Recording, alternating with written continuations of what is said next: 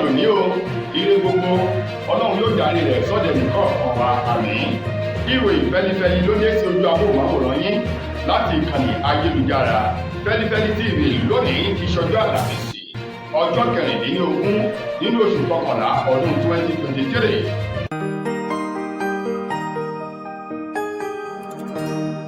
Ìròyìn Feli-feli TV àjààbálẹ̀ làwọn ìròyìn ti wà, máa wò lóòrèkóòrè.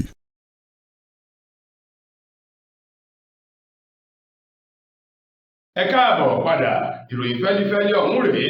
lẹ́kùnrẹ́rẹ́. Ṣé Yorùbá bọ̀ wọ́n ní bá a bá ń sáré ká má tẹ̀ bí ènìyàn bá ti tẹ́ eré máàkù lóògù tó nítọ̀hún yóò máa sá o. Àdíá fún ìròyìn kan ọmọ òye èyí tó díje dupò ààrẹ lábẹ́ ẹgbẹ́ òṣèlú PDP nínú ètò ìbò àwọn ààrẹ èyí tó wáyé nínú oṣù kejì ọdún 2023 yìí, Atiku Abubakar èyí tó gbé ìròyìn jáde o lọ́jọ́ ìṣẹ́gun ọ̀sẹ̀ tá a wà yìí wípé àwọn ṣetán báyìí láti parapọ̀ láti rí dájú pé nínú ètò ìbò ọdún 2027 wọ́n gbé ìgbésẹ̀ eléyìí tó láàkìn láti gba orílẹ̀-èdè Nàìjíríà kúrò lọ́wọ́ ẹgbẹ́ òṣèlú APC àti ètò ìṣèjọba wọn pẹ̀lú bí wọ́n ṣe dàbàrú ètò ọrọ̀ ajé orílẹ̀-èdè Nàìjíríà. Ní báyìí lára ìgbésẹ̀ ọ̀hún èyí tí Alhaji Atiku Abubakar tó sọ ní wípé kí àwọn ẹgbẹ́ òṣèlú èyí tó lọ́rìn kí wọ́n darapọ̀ di ọ̀kan ṣoṣo láti ja ogun ọ̀hún lájàyè. Báyìí o ẹgbẹ́ òṣèlú Labour Party ní tiwọn àwọn ti sọ jáde o wípé ìgbésẹ̀ èyí tí Alhaji Atiku Abubakar láti inú ẹgbẹ́ òṣèlú PDP tó gbé yìí tó ń ti ọ̀rọ̀ ọ̀hún àwọn tẹ́wọ́ gba àbá náà, àwọn sì rí i pé ọ̀rọ̀ ọ̀hún ọ̀rọ̀ tó ní kìmínú tó sì lè mú àṣeyọrí bá ẹgbẹ́ òṣèlú méjèèjì ọ̀hún tí wọ́n bá darapọ̀ ni. Ṣùgbọ́n nínú ọ̀rọ̀ tiwọn ẹgbẹ́ òṣèlú NNPP àwọn sọ di mímọ̀ ní tiwọn o wípé lóòótọ́ àti lódodo làwọn gbọ́ ọ̀rọ̀ eléyìí tí Atiku Abubakar tó sọ, ṣùgbọ́n bí ẹgbẹ́ òṣèlú PDP, Labour Party àti ẹgbẹ́ òṣèlú NNPP bí àwọn mẹ́tẹ̀ẹ̀ta yóò bá darapọ̀ lọ́dún 2027 á jẹ́ wípé Atiku Abubakar kó ní lọ́kàn wípé òun yóò ṣe àtìlẹ́yìn fún ọmọ oyè wọn ni o eyín Rabiu Kwankwaso tó ti fìgbà kan jẹ́ gómìnà tẹ́lẹ̀ rí ní ìpínlẹ̀ Kano wípé bó bá lè ṣe àtìlẹ́yìn fún Rabiu Kwankwaso láti díje dupò ààrẹ lẹ́ẹ̀kan sí láti jáde nínú ẹgbẹ́ òṣèlú èyí tí wọ́n bá darapọ̀ tí wọ́n fi orúkọ rẹ̀ sọ ọ̀kan ṣoṣo. Wọ́n ní bí àwọn Atiku Abubakar bá ṣe tán o láti tẹ̀lé irú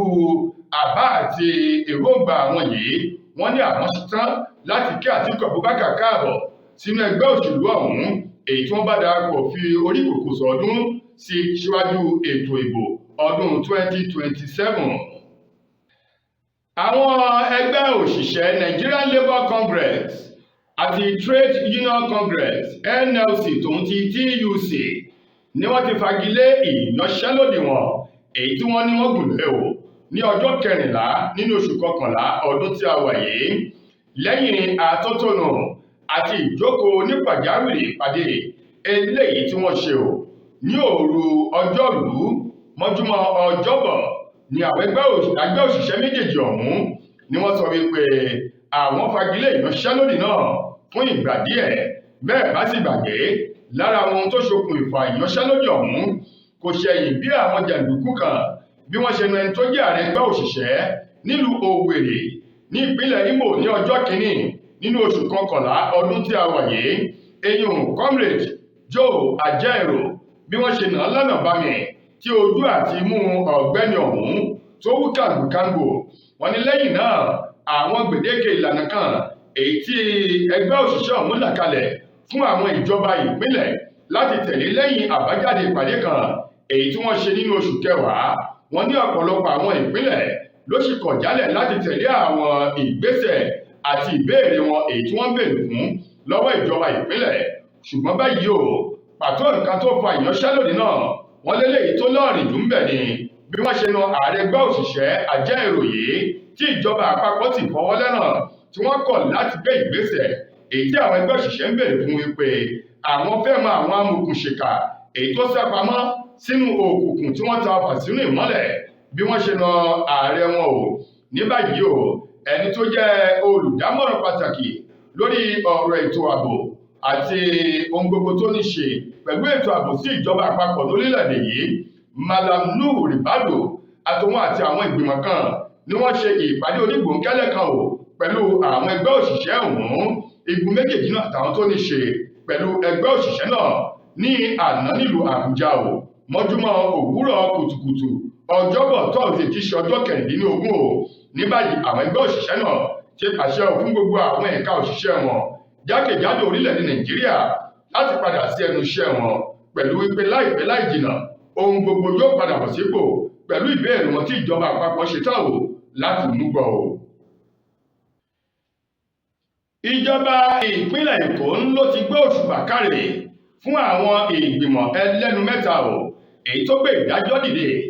lórí ìgbẹ́jọ́ kòtẹ́milọ́rùn èyí tí àwọn ọmọ yìí tó díje dupò gómìnà lábẹ́ ẹgbẹ́ òṣèlú PDP àti Labour Party ní ìpínlẹ̀ Èkó nínú ètò ìbò àwọn gómìnà tó wáyé nínú oṣù kẹta ọdún tá a wà yìí tí wọ́n pè lẹ́yìn ìdájọ́ ilé ẹjọ́ èyí tó ń gbọ́ sí awuyewuye èyí tó súyọ lẹ́yìn ìbò ọ̀hún tí wọ́n dá eyín tribunal àtẹlẹ ìtìlẹ̀ ẹjọ́ gíga Supreme tí wọ́n dá làwọn ọmọ oyè méjèèjì ọ̀hún láti ẹgbẹ́ òṣèlú PDP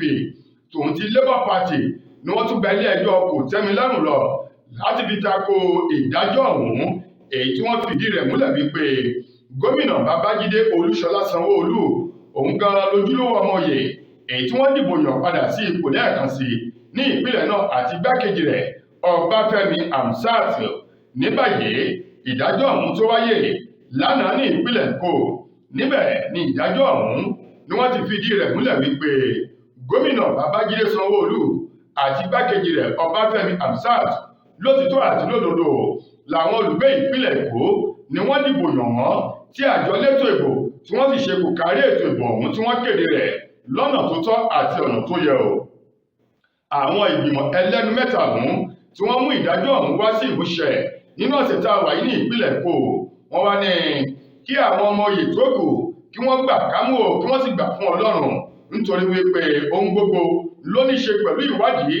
ìlànà àti sí ìbámu sí òfin eléyìí tí ilé ẹjọ́ ọ̀hún sì ṣe tó fìdí rẹ̀ múlẹ̀ wípé lótìtọ́ àti lódodo Babájídé Sanwó-Olú àti Hamzat ti igbákejì rẹ̀ ni wọ́n dìbò yàn sí ipò lẹ́ẹ̀kan sí gẹ́gẹ́ bí gómìnà ní ìpínlẹ̀ Èkó ìbò eléyìí tí Babájídé Sanwó-Olú èyí tó ní tó fi jẹ́ aṣíwájú tó fi jẹ́ ẹni àkọ́kọ́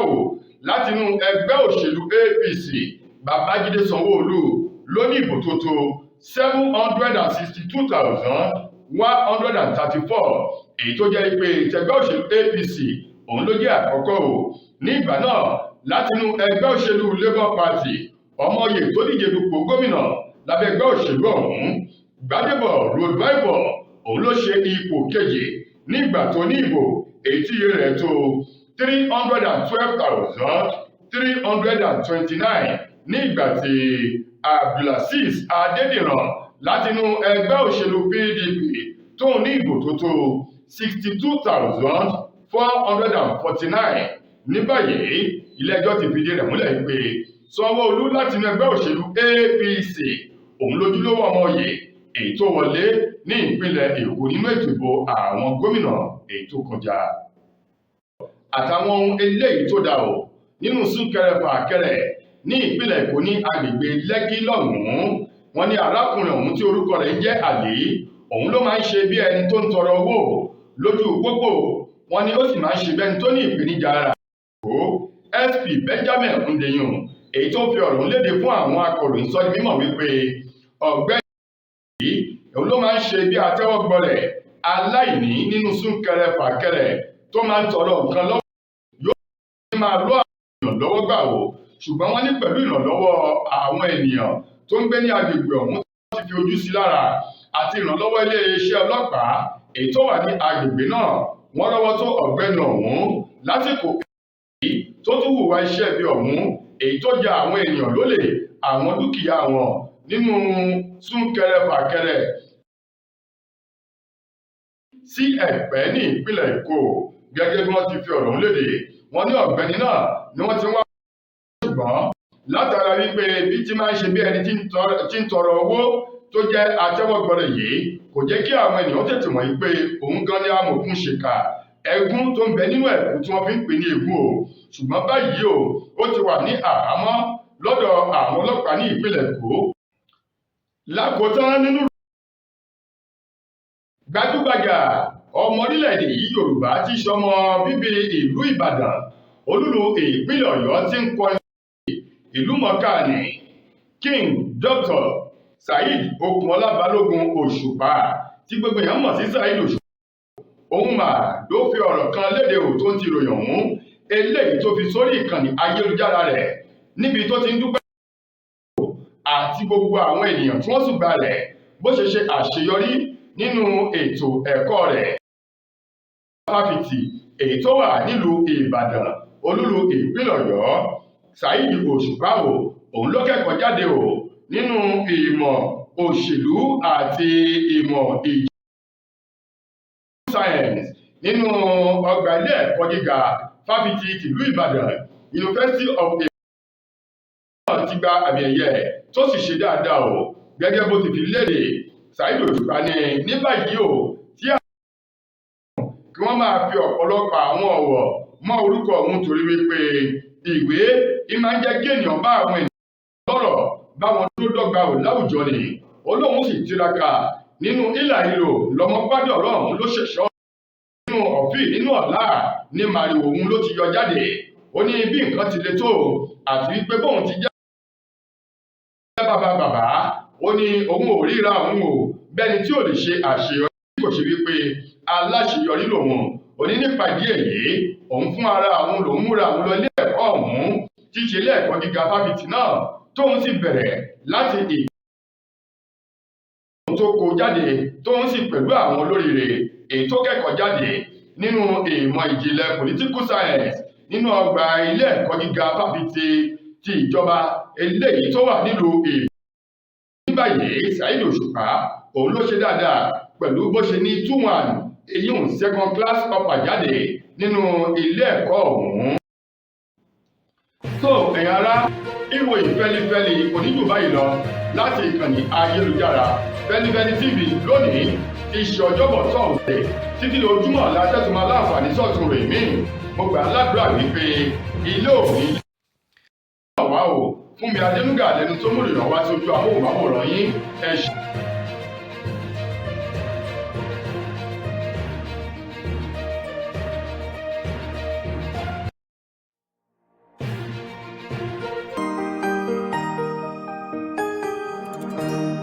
Ìròyìn Feli-feli TV àjààbálẹ̀ làwọn ìròyìn ti wà máa wò lóòrèkóòrè.